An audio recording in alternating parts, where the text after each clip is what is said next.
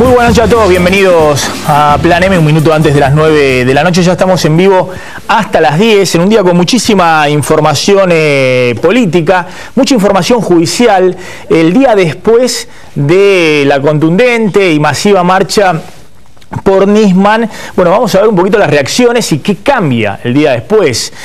Por ahí dijo algún colega que pareció una marcha del silencio para un gobierno sordo. Bueno, eso es lo que ocurrió en el día de hoy, porque para algunos funcionarios, Aníbal Fernández, Capitanich, las críticas a la marcha continuaron, ubicando la marcha como un espacio opositor, uno más, una marcha opositora más. E incluso hay algunos kirchneristas que están ideando, planeando una marcha contundente del lado del oficialismo para tratar de contrarrestar la calle que vieron ocupada, según el kirchnerismo, por opositores en el día de ayer. Una marcha muy masiva, muy multitudinaria.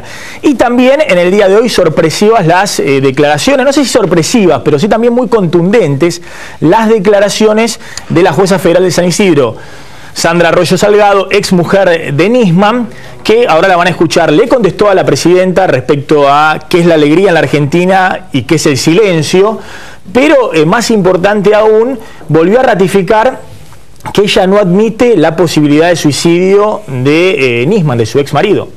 Insisto, es alguien que conoce o conoció mucho a Nisman, pero además es una jueza federal que ha cuestionado varias facetas de la investigación que están llevando adelante hoy en la justicia ordinaria en la ciudad de Buenos Aires sobre las causas de la muerte de Nisman. Además, se presentó la testigo del escándalo, diría, la que contó que era todo un desorden en la escena del crimen, que no se preservaron algunas cuestiones mínimas de las pruebas, y ratificó todo hoy en sede judicial. Así que en un ratito nos vamos a meter de lleno con ese tema y además la repercusión política el día después del 18F. ¿Qué cambia?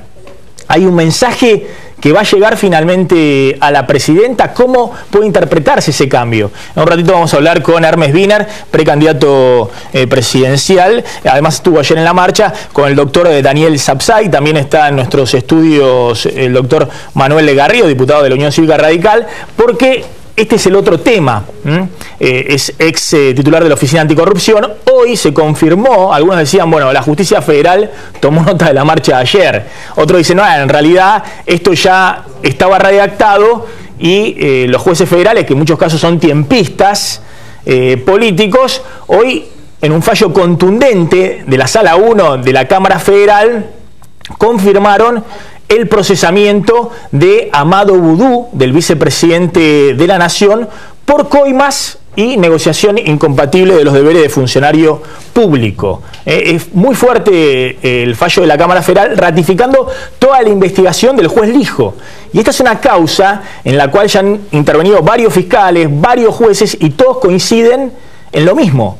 Boudou, con su amigo y socio y amiguito de la infancia, José María Núñez Carmona, habían nombrado a Alejandro Van der Broele como su testaferro, como su empleado, presidente de la empresa Diolfan, para quedarse con Chicone Calcográfica, la mayor imprenta del país. Y todos los jueces que intervinieron hasta ahora y los fiscales ratifican, y ahora van a ver cómo se perfecciona la maniobra, ratifican que Boudou es por ahora imputado y procesado por cohecho pasivo, es decir, por haber recibido una coima, que en este caso Boudou hace la veces de coimero. ¿Qué coima recibió Boudou? El 70% de Chicone Calcográfica a cambio de gestionar el levantamiento de la quiebra de la empresa Chicone, haciendo gestiones en la AFIP y en otros organismos públicos. Esa coima del 70% de las acciones que se quedó Diolfan, que insisto, todos los jueces intervinieron, dicen Diolfan era simplemente la cara visible que Boudou no podía poner para quedarse junto con su socio Núñez Carmona, a través de este hombre, Van der Broele, su testaferro, para quedarse con el 70% de esas acciones. Esta coima que cobra Boudou, dicen los jueces, la paga Nicolás Chicone. el dueño de Chicone Calcográfica necesitaba levantar la quiebra y mantener a flote la empresa y quedarse con algo, entonces le dice a Vudú, yo te pago la coima del 70% de las acciones, quédate con la empresa a cambio de que Vudú haga las gestiones. El primer delito que dicen está confirmado en primera instancia y en segunda instancia por los jueces de la Cámara Federal. Y el segundo delito es negociaciones incompatibles con la función pública. No solamente Vudú es coimero, dicen los jueces, sino que además después utilizó esta pantalla haciendo gestiones en la gestión pública, en la administración pública, en distintos organismos para conseguir contratos para su empresa, para Diol Fund, que se había quedado con el 70% de Chicone Calcográfica. Eso es incompatible. Entonces era ministro de Economía, no puede haber un ministro de Economía que se quede con una empresa y que después gestione ante el Estado contratos para esa empresa que, dicen los jueces, todos confirman, es de Vudú y de su socio y amigo de la infancia, José María Núñez Carmona. Bueno, muchos interpretan que este fallo de la Cámara Federal, que todos dicen está escrito desde fines de diciembre del año pasado, sale el día después de la marcha de Nisman. ¿Esto significa que políticamente la justicia tomó nota de la marcha de ayer? No, me parece más que la interpretación es esta otra que vos mencionabas antes. Ya estaba redactado esto, se venía comentando desde fines del año pasado que la Cámara iba a confirmar este procesamiento. Finalmente lo hicieron por distintos motivos, lo fueron postergando en realidad a este fallo que se esperaba, donde por un lado está la noticia principal, que es el procesamiento de Vudú, y por otro la posibilidad de que se vaya a juicio oral este año en esta causa y lo tenga el presidente de la Nación el vicepresidente de la Nación durante parte de la campaña en un juicio oral. Están confirmados los procesamientos de 6 protagonistas de esta historia, de 5 protagonistas, y queda a salvo Guillermo Renwick, 2 personajes secundarios en esta trama. Uno era el yerno de Nicolás Chicone.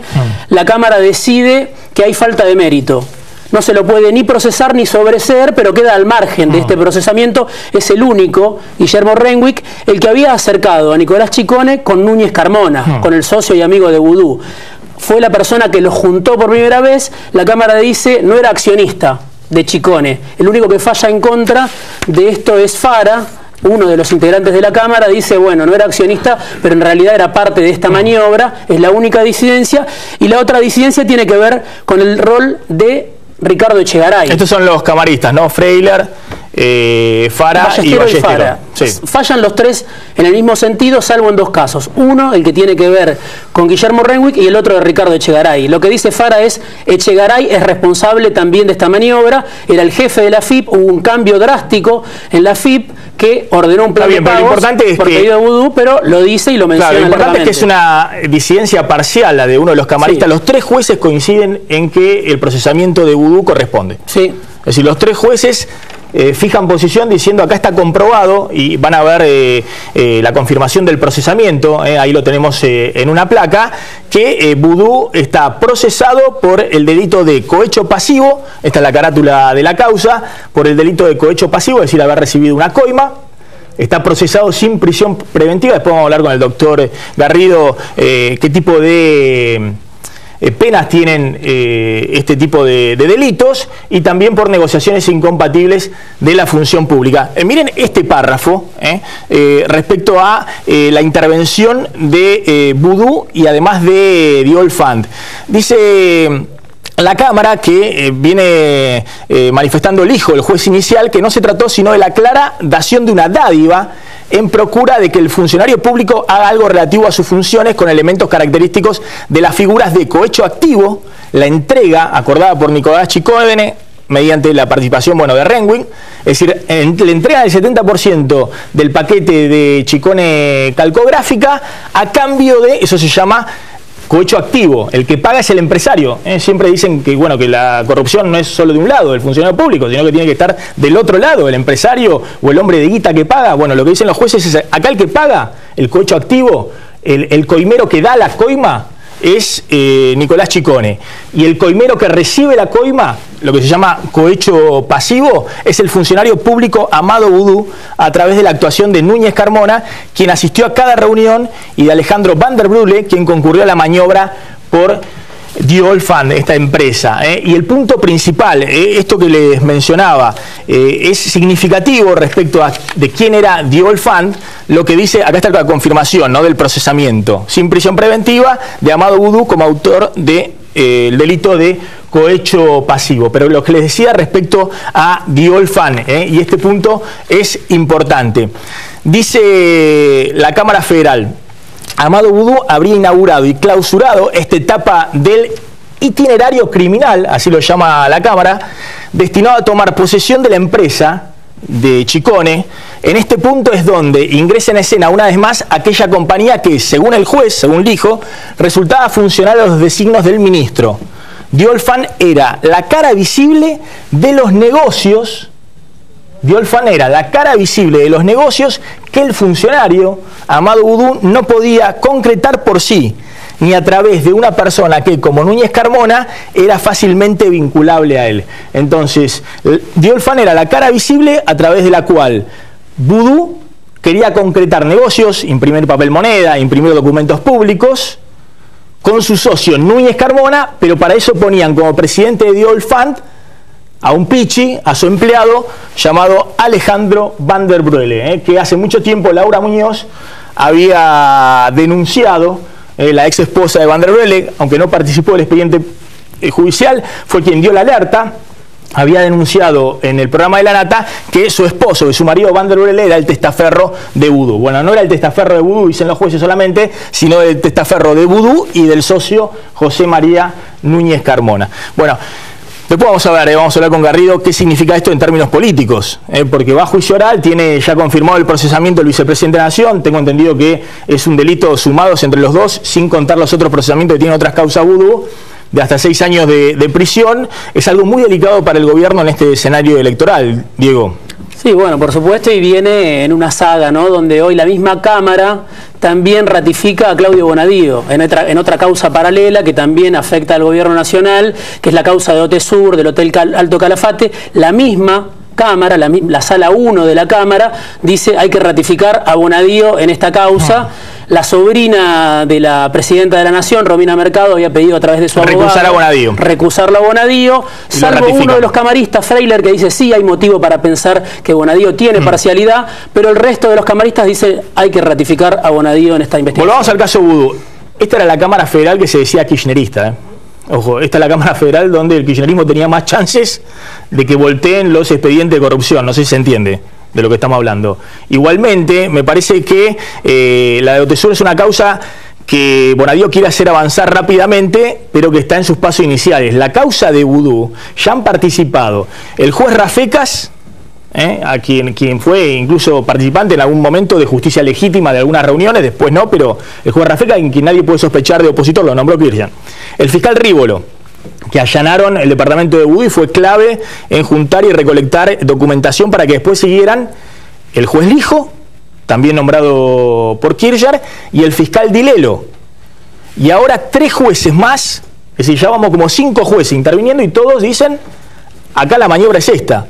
Vudú recibió coimas, quedándose con el 70% de la empresa Chicone, y después negociación incompatible de funcionario público. Se quedaba con la empresa y quería hacer negocio. Imprimieron la boleta del Frente para la Victoria, querían imprimir papel moneda, imprimieron, de hecho, papel moneda, 400 millones de pesos de papel moneda, y después querían imprimir documentación oficial. Está Marcelo Garrido, aquí en Manuel Garrido, perdón, en nuestros estudios, el diputado de la Unión Cívica Radical y ex titular de la Oficina Anticorrupción. Manuel, ¿qué significa este procesamiento de Vudú confirmado por una Cámara Federal?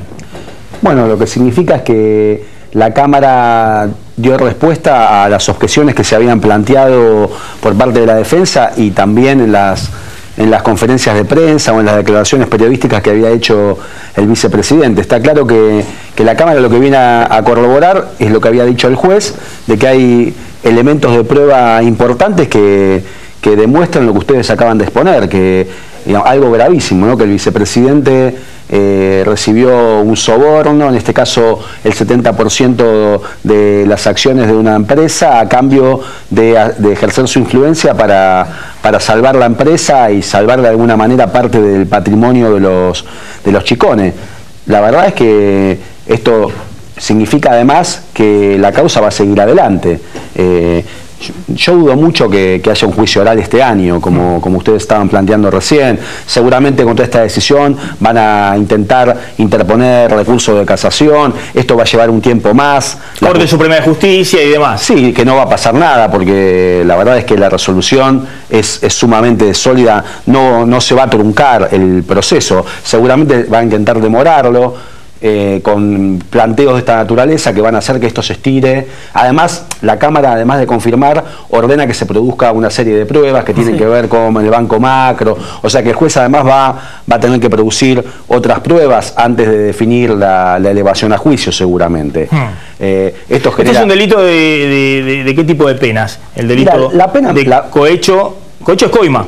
Sí, cohecho activo es el que da. Cohecho soborno, o sea, lo que están imputando a los chicones es un soborno activo, el haber pagado un soborno a cambio de que el vicepresidente haga algo relativo a sus funciones, y él a su vez recibió el soborno para ejercer la influencia derivada o para hacer algo relativo a sus funciones. Además hay negociaciones incompatibles con la función pública, que es el interesarse, que es mal desempeño de funcionario público, porque significa que el vicepresidente, primero como ministro de Economía y después como vicepresidente, se interesó en una serie de contratos que celebró el Estado Nacional para favorecer a la empresa. Por un lado, desmantelando la adquisición, licitaciones que estaban en curso para adquirir maquinaria para imprimir billetes por parte de la Casa de Moneda, influyendo también sobre la AFIP para que le otorgara un plan de salvataje de las deudas que tenían en materia impositiva, y también influyó en que se le otorgaran contratos a esta empresa, que en definitiva era la empresa que él tenía, a través de la cara visible de un testaferro, ¿no? Claro, eso es lo más fuerte de todo, ¿no? Que no solamente intercedió en favor de una empresa privada, sino que los jueces coinciden, los tres jueces coinciden con Lijo en que Dio Alfán era la cara visible de los negocios que el funcionario no podía hacer, ni él ni con su socio Núñez Carmona, y por eso habían puesto un testaferro que se llama Alejandro Van der Brele. Y esa es la característica del delito que le están atribuyendo, de negociaciones incompatibles. O sea, además de haber cobrado una coima, él desvió la función que estaba ejerciendo como ministro y luego como vicepresidente para favorecerse a sí mismo a través de un testaferro. Entonces, o sea que acá también no es un delito cualquiera, no es el tema del auto, sino que acá concretamente lo que se le está imputando, y esa es la gravedad, que el segundo funcionario en la línea jerárquica del Estado Nacional está haciendo negocios desviando la función pública. Está Dante Gullo en nuestros estudios y ahora vamos a hablar el día después del 18F. No sé si Dante quiere hacer un comentario respecto, gracias por venir, a la situación de Vudú. No. ¿El gobierno lo va a seguir bancando a Vudú? No, desconozco. Además, si está actuando la justicia y ustedes están explicando todos estos elementos, hay que esperar y estar tranquilos. Porque además la cosa no pasa por bancar o no bancar. Hermes Wiener también está en nuestros estudios. Gracias por venir, Hermes. En un ratito vamos a hablar con él. Simplemente algún comentario que quiera hacer respecto a Vudú. Bueno, simplemente que en estos 2 días, ayer y hoy, la democracia argentina recibió una bocanada de aire fresco. Por un lado, porque la mayoría de los que participaron en la movilización en el bajo de la lluvia han demostrado realmente un gran coraje para construir una Argentina mejor.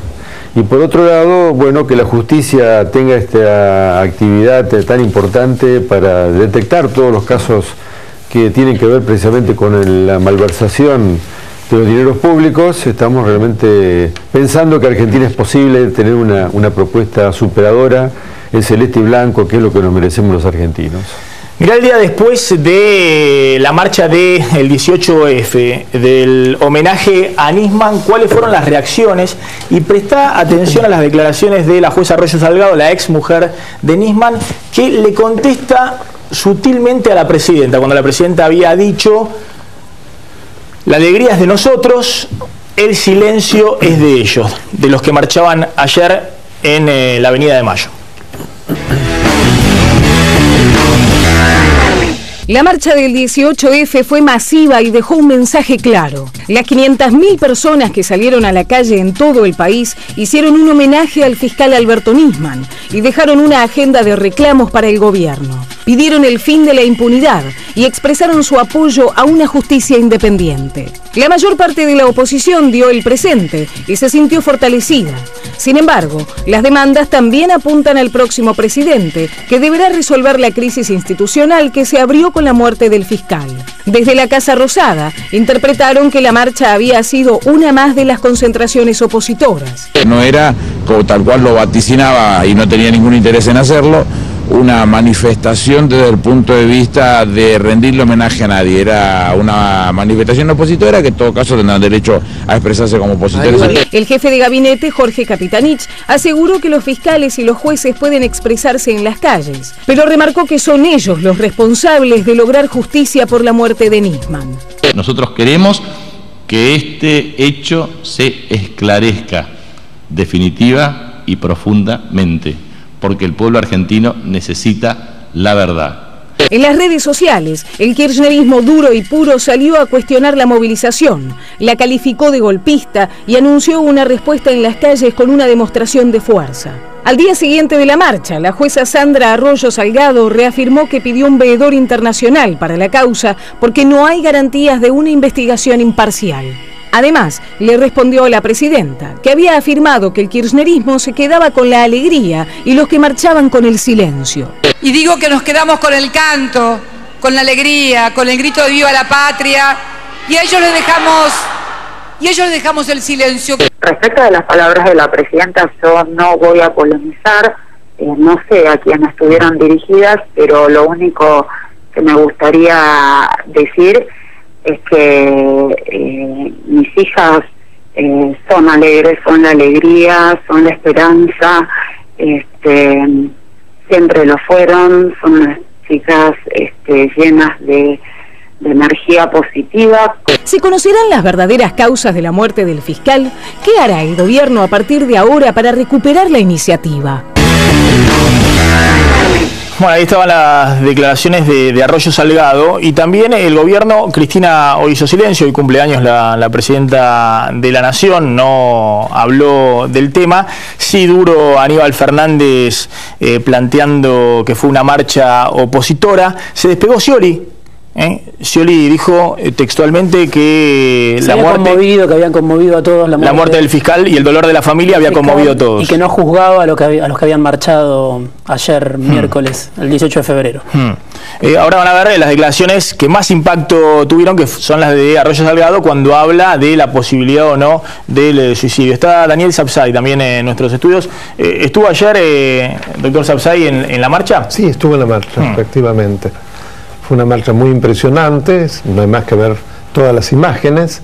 Los carteles fundamentalmente era el pedido de justicia, de verdad, yo soy Nisman, y de parte de quienes convocaron el homenaje a Nisman. O sea que es muy difícil detectar realmente si era opositora o no.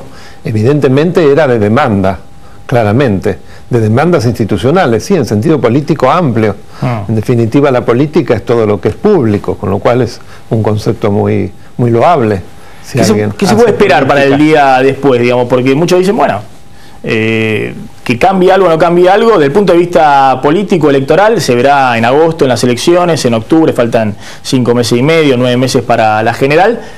Y desde el punto de vista del día a día, bueno, habrá que ver cómo reacciona el gobierno. ¿Qué espera usted después de la marcha? ¿O cómo reacciona la justicia a esto que estamos viendo de las movidas judiciales? Yo coincido con lo que acá decían, que en realidad esto de parte de la justicia yo creo que ya estaba redactado, no se puede elaborar en pocas horas fallos con votos tan importantes y tan terminantes. Por ahí sintieron evidentemente un apoyo, porque no es común, yo no recuerdo nunca que haya habido una marcha convocada por fiscales y que la gente haya salido en esta cantidad a apoyarlos. Eso sí se veía claramente, que la gente vivaba a los fiscales, les demandaba que hicieran cosas, y creo que también hay una demanda a futuro, ¿no? O sea, una demanda hacia la oposición, una demanda al que venga a gobernar, quien fuere, que fortalezca las instituciones, porque quien habla de la justicia habla de, digamos, el eje fundamental de un Estado de Derecho, independencia de los poderes, separación de poderes, justicia independiente y autónoma. Evidentemente eso de algún modo está fallando, como también a través de todo lo que pasó con el fiscal Nisman se vieron debilidades institucionales muy claras, desde fuerzas de seguridad, todo lo que habría o no habría ocurrido después, las horas que no se supo nada, en fin, todo lo que conocemos. Y esto evidentemente generó una toma de conciencia, yo creo, muy grande de gran parte de los argentinos, y el resultado es esta marcha, que además no fue solo en la capital federal, ha sido a lo largo y a lo ancho de todo el país. Yo veo continuamente que pasan spots y que fue muy exitosa, inclusive en pequeñas ciudades del interior, o sea que fue un sentir muy generalizado. Dante Gullo, ¿cómo vio usted desde el oficialismo la marcha y qué pasa el día después?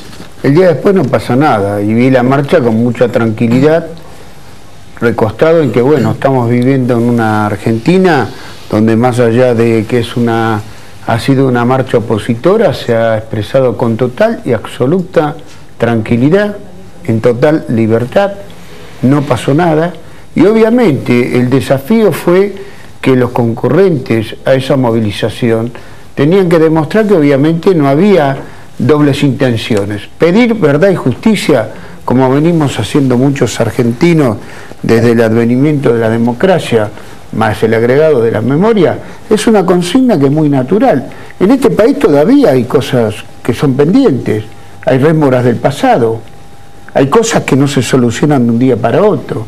Y además estamos ante un momento que en diciembre la presidenta tuvo que decir descabezo lo que es la inteligencia, el servicio de inteligencia, que era un remanente de la ex-CIDE. Y además todos sabemos, y a mí te digo, uno no soy ingenuo, pero esta concentración de poder desmedido de agentes, con vínculos con algunos bolsones de la justicia, con escucha, que además esto tiene un correlato que hace a cómo intervienen ciertas agencias de espionaje internacionales, es un tema extremadamente delicado. En este tema, incluso que hoy en el Congreso se está discutiendo la nueva, digamos, área federal de inteligencia, yo creo que la oposición tiene que asumir que esto no es un problema de un día para otro, ni un capricho de una presidenta o de un gobierno, son políticas de Estado. Porque esto que está pasando, estos remanentes que no son inventos de estos años, los han sufrido incluso muchos de los gobiernos que hoy tienen a sus partidos o dirigentes como opositores. Entonces, ¿por qué no nos ponemos a trabajar mancomunadamente? Ahora, Gullo, de todas maneras me interesa ver un poquito para adelante, pero sí, respecto a la interpretación que usted hace del poder de la CIDE, la justicia federal, el gobierno no usó durante 12 años la CIDE para tener en capilla la justicia federal, es decir, no tenía a todos los jueces de alguna manera sometidos con la CIDE para que no avanzaran las causas de corrupción. Yo no Cristina se enoja cuando los jueces empiezan a avanzar las causas de corrupción porque dice la CIDE me está fallando. ¿Dónde están los carpetazos que antes le tiraban a los jueces? Me está fallando, me está jugando en contra de la CIDE. Sí, es la misma CIDE que desgraciadamente tuvieron que soportar todos los gobiernos anteriores desde el advenimiento de la democracia. Pero no lo cambió antes porque la CIDE le servía para disciplinar a los jueces. Porque cada cosa que se hace, pero te estoy explicando, ahora que metemos mano en una situación harto compleja, en lugar de tener a todos los sectores políticos inteligentemente consustanciados con un cambio de fondo, ni siquiera van a las reuniones de comisión, ni siquiera han asistido al recinto. ¿Pero qué es lo que le preocupó al gobierno? ¿La muerte de Nisman o le preocupó que empezaron las causas, las investigaciones, la denuncia contra la presidenta hecha por el fiscal Nisman? No me escuchás. ¿Qué es lo que le preocupó al gobierno con la CIDE? No me escuchás. Sí. La decisión de Cristina, presidenta, fue en el mes de diciembre. Fue muy anterior al tema de el desgraciado desenlace del fiscal Nisman.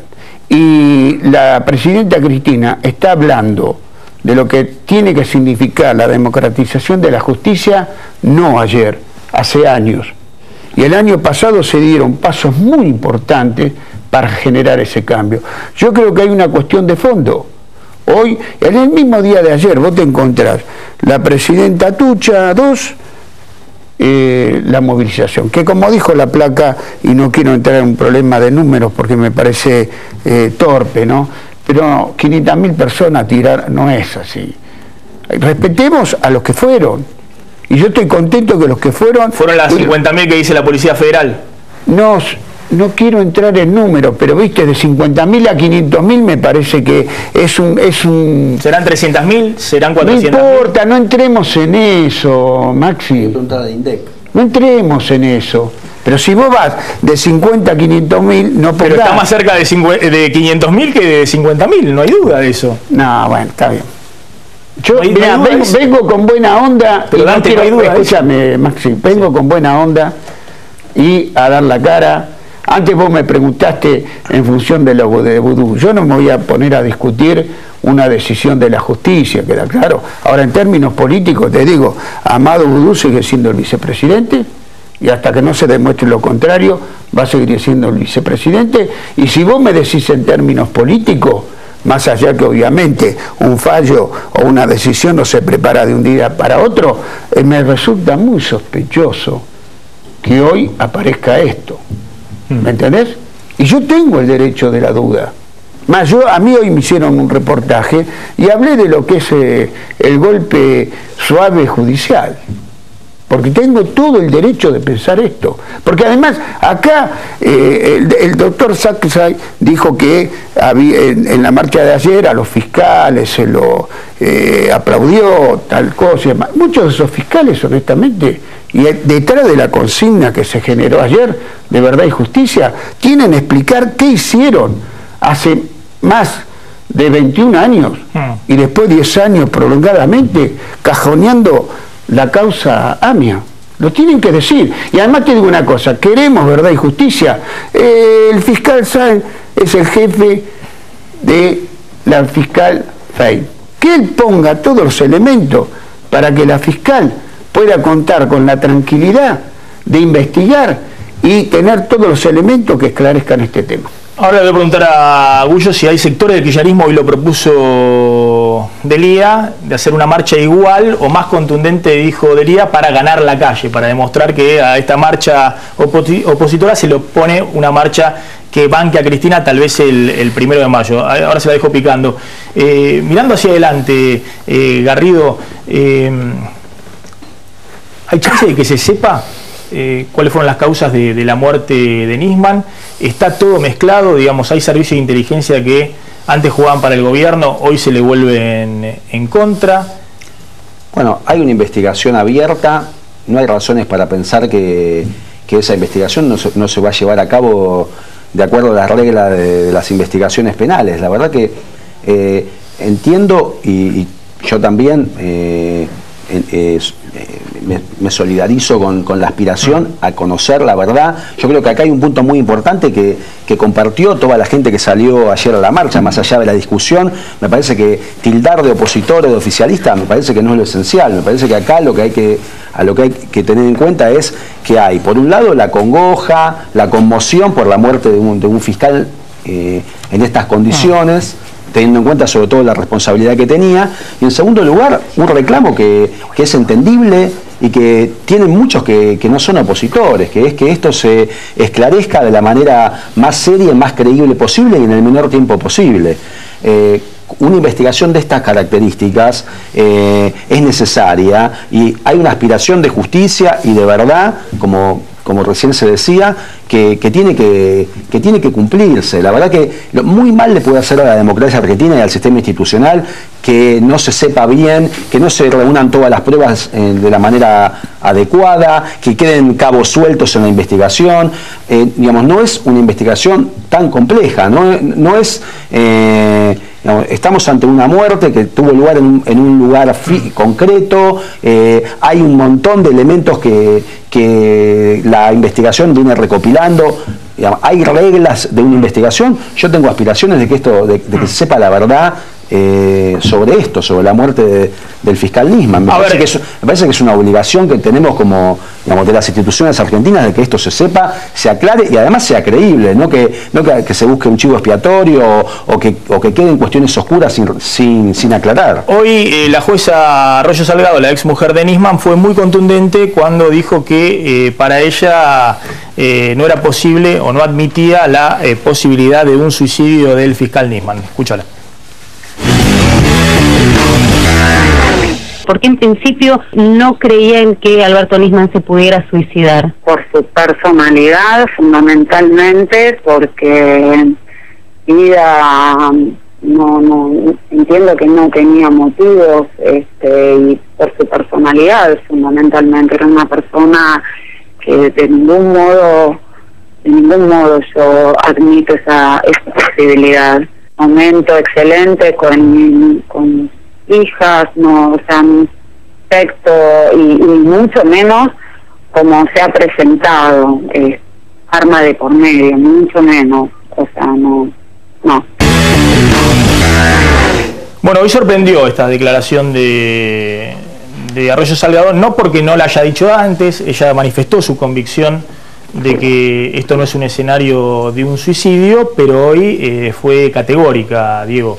Sí, además dijo, bueno, lo conocí durante 17 años, conviví con él. Por su personalidad, por haber sido el padre de mis hijas, no tenía motivos para suicidarse. Algo que viene diciendo, pero que cada vez suma más elementos. También está participando ella con peritos de parte, con el ex comisario de la Policía Bonaerense, Daniel Salcedo, con un perito forense. Bueno, sabemos que tiene una participación activa en lo que tiene que ver con la investigación. De todas formas, en esta charla que recién veíamos con los colegas en Vorterix, dijo: no quiero condicionar a la fiscal, no quiero condicionar a la jueza, no quiero vertir ninguna opinión, pero dijo, el suicidio lo descarto. Y fue muy crítica también respecto a la investigación, ya lo hizo por escrito en el expediente y también en las declaraciones que hizo hoy radialmente. Después vamos a volver sobre algunos puntos de la investigación, porque hoy declaró la testigo que había visto varias irregularidades en la noche del procedimiento y del operativo de los investigadores que en ese caso empezaban a recolectar pruebas sobre la muerte de Nisman. Pero yo me preguntaba, Dante Gullo dice, bueno, ahora hay que ver otro escenario, en parte fue una marcha opositora, pero hay algunos que son más duros y dicen vamos a buscar ganar de nuevo la calle, pero yo me preguntaba si algunos van a dejar de insultarlo a Nisman después de muerto, digamos, porque hoy, por ejemplo, nadie del gobierno, ningún funcionario, y habló Aníbal Fernández y habló después Capitanich, salieron a cruzar a este senador nacional del Frente para la Victoria, senador nacional por Misiones, el senador Salvador Cabral, que dijo esto, y hoy nadie salió a cruzarlo, a desmentirlo, a decir que se había tomado unas copas de más o que no era la opinión que podía manifestar un senador de la República. Escúchalo. Una testigo que dijo que ella llegó y que se encontró, textuales palabras, con un ambiente de festichola. Entonces, por supuesto, dice que el ambiente que ella vio, estaban arreglando inmediatamente los hombres de los servicios para transformar eso en un crimen. Ese fue un crimen pasional entre un amor homosexual, donde el marido, digamos así, que es el flaquito este que le llevó la pistola, lo encontró en situaciones amorosas al muerto y le pegó un tiro en la cabeza amorosamente. Este señor es senador del Frente para la Victoria. Hoy no hubo un solo funcionario que saliera a decir, como si salieron algunos con el tema de Alex Freire, ¿no?, que había dicho algo infinitamente menos grave, ¿no?, respecto a la marcha de ayer, pero en este caso un insulto, una ofensa. Dante Gullo, eso es una provocación, es parte de lo que piensan algunos sectores del oficialismo. Yo diría que lo llames al senador y que... Lo estamos llamando, pero no apareció. Entonces, hablan los funcionarios nacionales, es un senador nacional, no es un concejal de un pueblo del interior de la provincia de Buenos Aires o de Misiones, es un senador nacional. Además fue el miembro informante del Frente para la Victoria en el memorándum de entendimiento por Irán. Fue el que habló defendiendo el memorándum de entendimiento. Insisto, creo que tenés que llamarlo al senador e indagarlo y preguntarle por qué esos dichos, por qué esta manera de decir las cosas. Obviamente sabés que no es mi estilo, y si vos decís que la mayoría de los funcionarios guardaron silencio, porque tampoco quizás pueda ser el estilo, ¿no? De definir cosas. Porque además, más allá de por qué dijo el senador esto, hay ciertas definiciones o situaciones que tenés que manejarlo con mucho cuidado, seriedad, mucho respeto. Además, yo te digo, no soy de los que indago en vida privada de algunos hombres y mujeres, tengan o no cargo político, tengan o no cargos judiciales, tengan o no cargos, viste, las vidas privadas son las vidas privadas, ¿sí? Yo no me animaría a meterme ni un segundito, ni un centímetro en lo que es la vida privada de las personas. Pero bueno, es mi manera de ser. A mí me enseñaron de chiquitos que tenía que ser así las cosas. ¿Tienen que preparar una marcha en el oficialismo para contrarrestar lo que sucede? No, mira, yo quiero decirte lo siguiente. El oficialismo y el gobierno y el peronismo y el Frente para la Victoria, yo lo digo, goza de buena salud. Está movilizado permanentemente. La movilización no solo significa reunir miles y miles de personas en la calle. La movilización es una cosa cotidiana, es un trabajo permanente. Ayer lo vimos en Atucha, la presidenta no habla a nadie. Este es un gobierno que yo creo que incluso si la oposición no hace una buena lectura de lo que pasó ayer, se va a volver a equivocar y va a entrar en un callejón sin salida. Lo de ayer tiene que tener una correspondencia con definiciones políticas de fondo, profunda. En la Argentina están pasando cosas que son de fondo y profundas. Entonces, lo mejor que puede hacerse es interpretar por qué hubo una movilización que fue silenciosa, a diferencia de los cacerolazos, por qué la partidocracia o la oposición tuvo que ir en silencio y distribuida sin hacer silencio, y quién es el que comienza a definir y a hacer una síntesis de esa realidad, que es buena. Yo te digo, yo me puse contento que además ayer hubo una movilización muy importante, que además transcurrió todo con absoluta libertad, que además estamos en una Argentina que a pesar del hecho desgraciado del fiscal Nisman no hubo ninguna provocación, y que hoy, como yo dije ayer en un programa, ¿y qué pasa mañana? Mañana la Argentina real es la Argentina que va a producir, va a trabajar, va a generar iniciativa, va a gobernar con más gobierno, va a fortalecer la democracia, y es lo mejor que nos puede pasar, pensando incluso en un escenario de 10 de diciembre de 2015. Ojalá que aquel que gane o aquella que gane asuma la presidencia con los mayores elementos que le permitan tener mucho espacio para gobernar. Doctor Sapsay, ¿hay un mensaje primordialmente para Cristina o también para la oposición? Ahora vamos a hablar con Hermes Bienen. Como comentaba antes, yo creo que el mensaje va a los dos lados. Yo creo que el mensaje fundamentalmente habla del deseo de una institucionalidad vigorosa. Yo hablo de la necesidad de realmente restablecer una república, porque evidentemente es una república hoy muy débil, con un principio de separación de poderes sumamente afectado. ¿Qué significa restablecer la república? Porque a veces esos términos lucen abstractos para una gran mayoría a la cual le habla Gullo diciendo, bueno, acá es la producción de todos los días, es el vivir cotidianamente. ¿Qué significa restablecer una república? Bueno, en primer lugar, la separación de los poderes. Es decir, que realmente cada poder actúe dentro de su respectiva esfera. En segundo lugar, que se cumplan con lo que la ley y la Constitución establece, que se cumplan con las decisiones judiciales, que la Constitución sea realmente suprema. Es decir, eso es lo que implica una república, no solamente que se elija a través del sufragio durante determinados plazos, sino que quien sea el sector que resulte circunstancialmente favorecido por el sufragio, respete los controles de un sistema republicano y no trate de avasallar permanentemente las áreas de competencia de los otros poderes, inclusive a través, por ejemplo, de la denigración y la persecución de aquellos que no actúan como se esperan que deben actuar. decir, la descalificación permanente, lo que tanto se dijo del carpetazo, lo hemos visto también en determinadas situaciones de campañas políticas, donde después se demostró que no era cierto.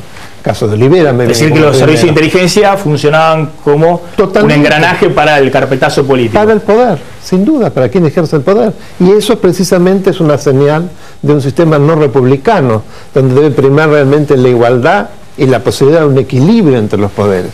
Y no esta preponderancia y esta utilización fuera de la ley, la inexistencia, por ejemplo, de una comisión de control de los servicios de inteligencia que realmente funcione en el Parlamento como está previsto. Hemos visto, eso es un dato objetivo, que hubo reuniones a lo largo de años que se cuentan con los dedos de las manos, o sea, no ha funcionado. Y nosotros vemos que en los países que tienen república hay servicios de inteligencia, pero por empezar tienen un claro accionar vinculado con la seguridad nacional, no con la persecución de los adversarios políticos, periodistas, intelectuales y demás. Y además están sometidos a controles parlamentarios y extraparlamentarios. No es como un Estado dentro del Estado. Hermes Wiener, gracias por venir. A ver, el día después de la marcha, ¿usted cree que el gobierno va a tomar nota, que va a haber un cambio, digamos, en, no sé, en el diálogo político? ¿Qué debiera cambiar? ¿Hay algo que pueda cambiar? Sí, el diálogo con la población. Tener realmente un acercamiento con la gente.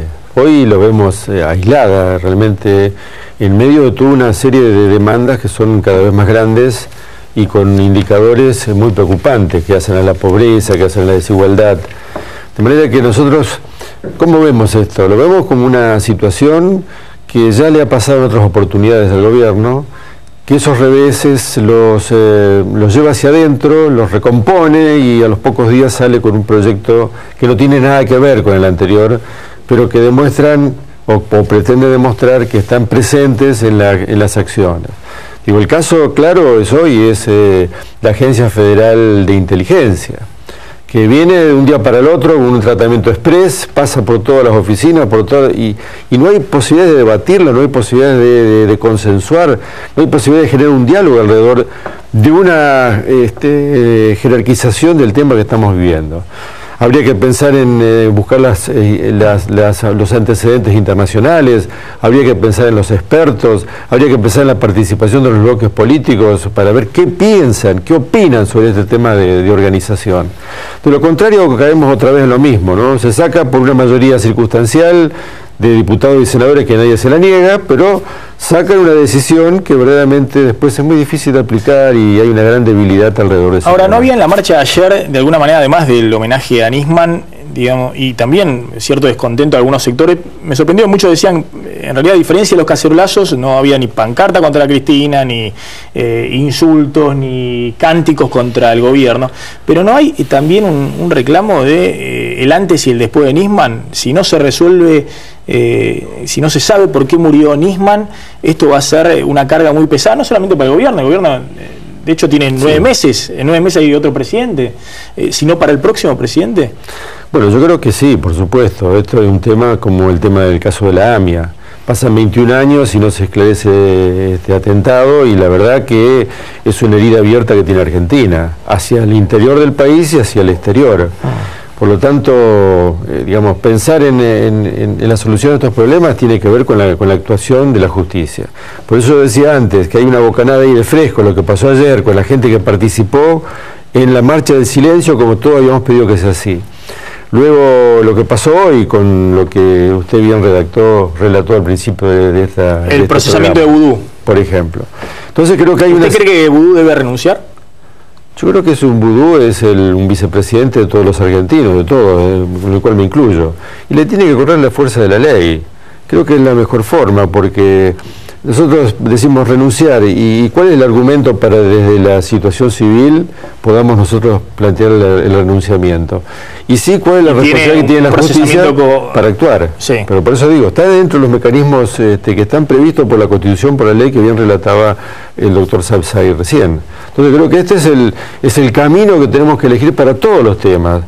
Todos tenemos que tener la misma oportunidad de defendernos, de buscar defensa, pero también de afrontar las situaciones de duda que puedan generar en la población. es una duda que tengo, le voy a preguntar al doctor Say simplemente brevemente. Budó vicepresidente, está procesado, puede ejercer su cargo sin problema. Sí, absolutamente. ¿El pedido de juicio político para el desafuero se hace en qué momento? El pedido de juicio político, sí. ¿Ahora? Yo ya se lo pedí. Sí, ha habido varios pedidos. Sí. Un segundito, Sí. porque creo que hay que diferenciar la comisión de delitos con el mal desempeño. Yo entiendo que si ya tantos jueces han entendido que hay lugar para procesar, es decir, que hay semiplena prueba para entender que esos delitos fueron cometidos por Budó, evidentemente el mal desempeño está prácticamente allí. No hace falta la consumación del delito. Esa es otra causal que la Constitución divide. Por lo pronto, ameritaría el estudio bien claro de si ha habido o no mal desempeño. Nosotros pedimos el juicio político el año pasado con la primera resolución. Hubo una reunión de la Comisión de Juicio Político y el oficialismo con la mayoría decidió ni siquiera pedir los antecedentes al juez. Yo acabo de volver a pedir el juicio político y más allá de que la justicia actúe, la justicia lo que tiene que resolver es si va a ir preso o no. Nosotros lo que tenemos que resolver es si debe seguir siendo vicepresidente o no, y la Constitución claramente dice que en caso de mal desempeño el que tiene que resolver eso es el Congreso, y no es que no lo banquen o no, lo vienen bancando, y la verdad que no sé de qué se van a disfrazar ahora para evitar siquiera pedirle los antecedentes al juez para ver si hay elementos de prueba, que de hecho la Cámara ha confirmado que sí, que demuestran el mal desempeño del vicepresidente.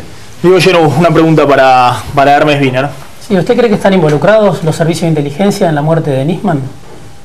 Bueno, eso lo tiene que establecer también la justicia, porque nosotros en estos temas, sobre todo por la gravedad de lo que estamos hablando, conviene opinar poco y plantear fundamentalmente alrededor de las técnicas de investigación que permitan dilucidar este tema. Mire, como médico nosotros tenemos una materia que es medicina legal, es una materia muy atractiva porque es muy práctica y se ven distintas acciones vinculadas digamos, a las causas de muerte, sobre todo de muertes violentas, y ayudan siempre a generar una serie de valores que tienen que ver precisamente con si hay impregnaciones de pólvora o no, en fin, etcétera, etcétera. Digo, sobre esta realidad es que tiene que actuar la justicia, porque si no entramos al vale todo y a que cada uno tiene que hacer justicia por mano propia. Yo creo que no es así. Creo que realmente tenemos que exigir que la República funcione, exigir que haya independencia de los tres poderes, exigir que todos son importantes, y cuando el Ejecutivo subvalora lo que significa el Congreso y saca por trámite expreso una ley que pasa como la rapidez del agua, realmente están incumpliendo con una función pública. Por eso yo creo que realmente tenemos que rescatar que funcionen las instituciones por las cuales se fue creando a través de los años, a través de la historia de nuestro país. Porque el kirchnerismo dice, bueno, la presidenta ordenó una purga en la CIDE y después vino la muerte de Nisman. No, lo dijo la presidenta, dice, nos tiraron un muerto. Dijo, por eso, pero la oposición, ¿qué piensa frente a eso? La última versión que tenemos de la presidenta es que a Nisman lo mató a algún sector de los servicios de inteligencia que querían perjudicarla a ella. Eso es lo que dijo Cristina y dejó a todos tranquilos y después no habló más del tema. Bueno, acá el fiscal Moldes dijo nos tiraron un muerto. También, el fiscal de Cámara, uno de los convocantes ayer. O sea, todos piensan, desde el gobierno de la oposición, que alguien mató a Nisman para perjudicar a alguien. Entonces, por supuesto, eso es muy grave. Por eso le pregunto, ¿cuál es su posición? Bueno, vuelvo a decir, la posición es clara que tiene que actuar la pata de la República que le corresponde a este tema. Y yo creo que ahí tenemos que descansar y exigir que funcione, y exigir un trámite rápido. Yo creo que cuando hablamos de la reforma del Código Procesal Penal, estamos pensando también en la rapidez que tiene que tener estos tratamientos. Y por supuesto, toda la opinión de la gente, sospechan, habrá sido, no habrá sido, bueno, pero cuanto antes tengamos una dilucidación del problema, mucho mejor para la salud de la sociedad. Le hago una última, ya política. ¿Hay chances de una gran interna de la oposición, Massa, Macri, Wiener, Cobos, para definir un candidato? ¿O hay sectores del radicalismo que están acercando a Massa, otros se están acercando a Macri? Nosotros tenemos una definición por nuestro propio Congreso partidario, ni con Macri ni con Massa, ¿no? Porque fundamentalmente vemos que son propuestas muy similares. Acá hay un gran avance de determinados sectores y determinadas formas ideológicas de ver la realidad, en lo cual lo respetamos. Pero nosotros desde el progresismo creemos que hay otro camino.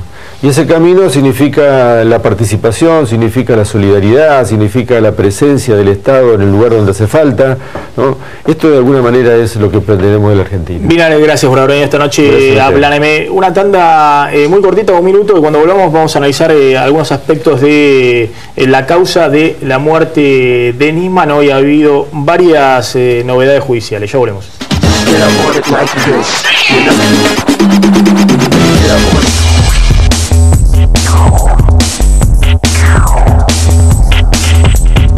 Neuquén, la provincia con mayor potencial de gas y petróleo no convencional del mundo. Aquí, como en toda la Argentina, subastas industriales ahora se dice Adrián Mercado. Adrián Mercado, el placer de operar con el que sabe.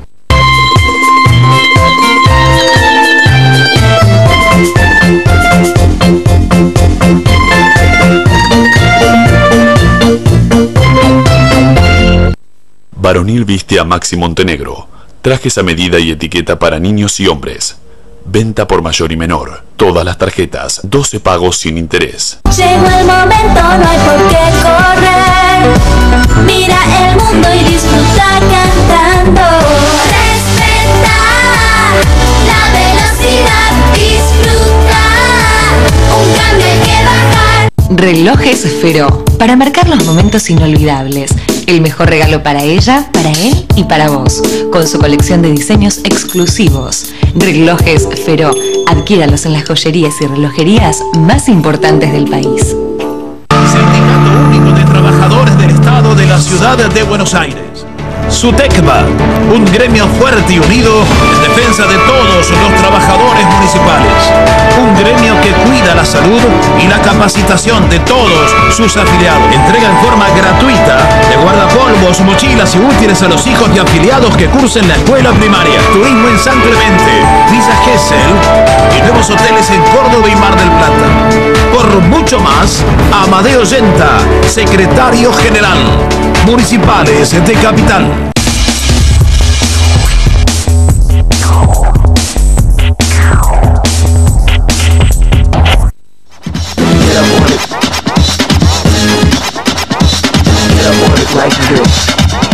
¿Qué tenés entonces?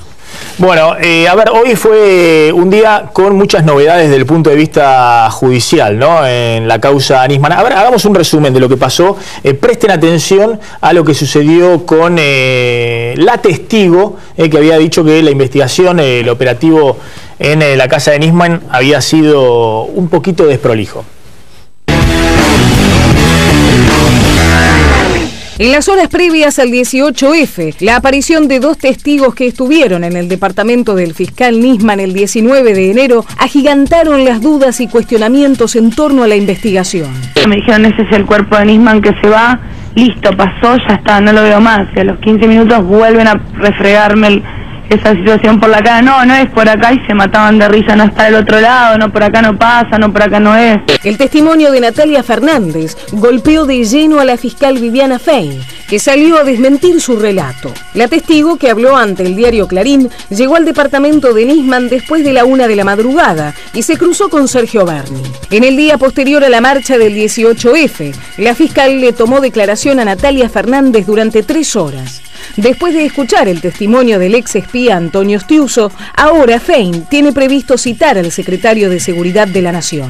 Fein reveló un dato que había sido descartado por el propio Berni en primer momento. Aseguró que había espacio en la puerta del baño para que una persona ingresara de costado. En su versión inicial, Berni afirmó que solo se podía pasar una mano para sacar fotos y filmar.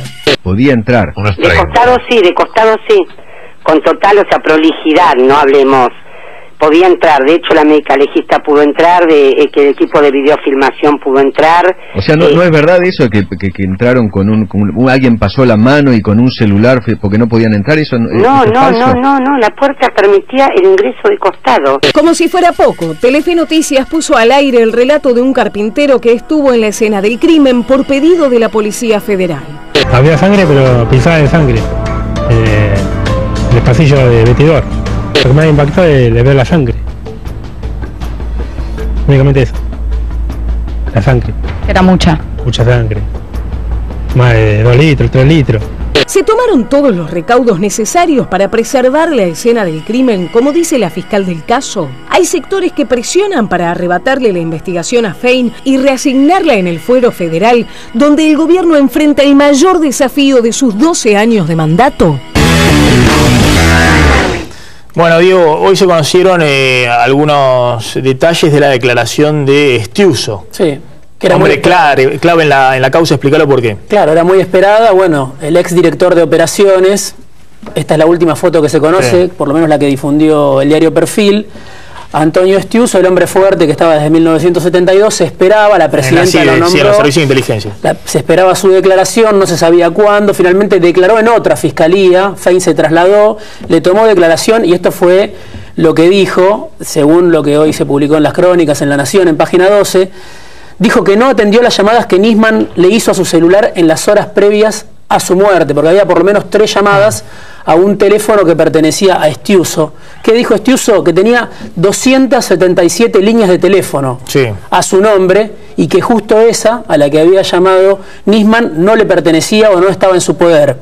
Dio un solo nombre, esta es la única información que dio Estiuso importante. Dijo que ese Nextel con el que se había comunicado Nisman 3 veces en las horas previas a su muerte, el 18 de enero, estaba a nombre de otro agente importante de la CIDE de todos estos años, que se llamaba, porque ya lo echó el gobierno, Alberto Massino, exdirector de análisis de la CIDE.